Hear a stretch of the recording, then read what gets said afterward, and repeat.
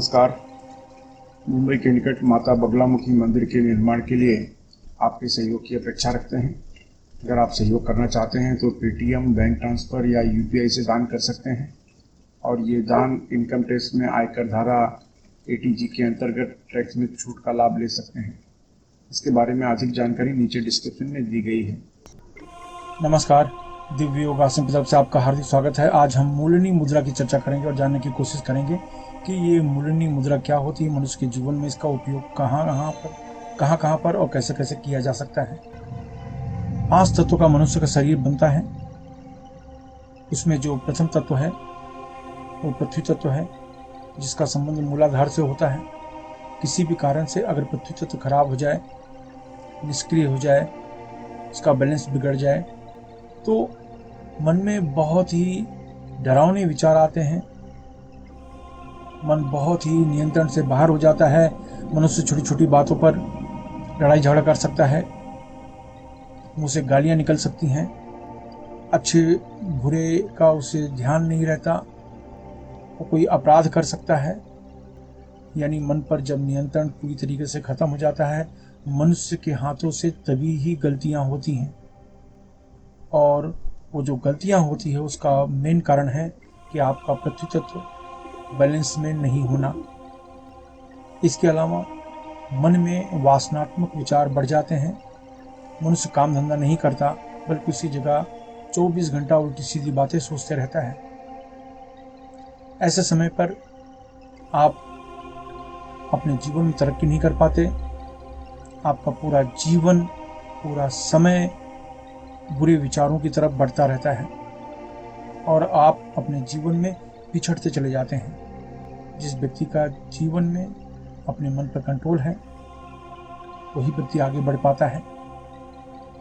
तो अगर आपका पृथ्वी तत्व या मूलाधार चक्र संतुलित है, तब आप अपने जीवन में बहुत तेजी से आगे बढ़ सकते हैं।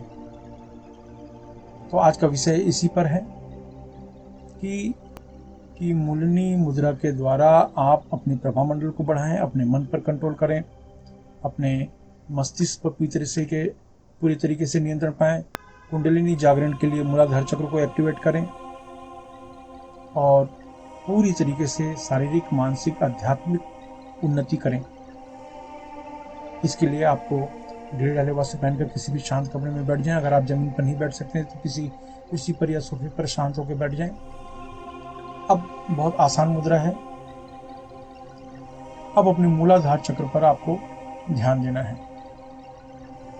मूलाधार जो चक्र होता है, लिंग और गुदा के बीच का स्थान को मूलाधार चक्र कहते हैं। वो स्थान पृथ्वी तत्व भी माना जाता है। उस मूलाधार पर यानी लिंग और गुदा के बीच में ध्यान देते हुए आपको 10 बार प्राणायाम करना है। यानी आपका पूरा ध्यान मूलाधार पर गया, उसके बाद आपने आंखें बंद की और जोर से सांस खींचा,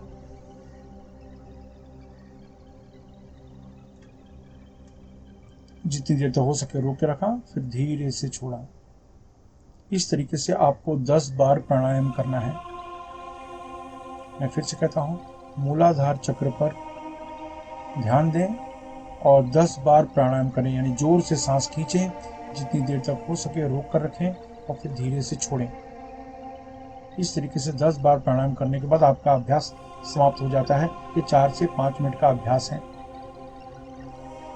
आपको महसूस होगा कुछ ही दिनों में कि आपके अंदर तब्दीली आ रही है, चेहरे पर चमक बढ़ती चली जा रही है, मन पर नियंत्रण बढ़ता चला जा रहा है। जो छोटी छोटी बातों पर आपका नियंत्रण खो जाता था, उस पर कंट्रोल आना शुरू हो गया है।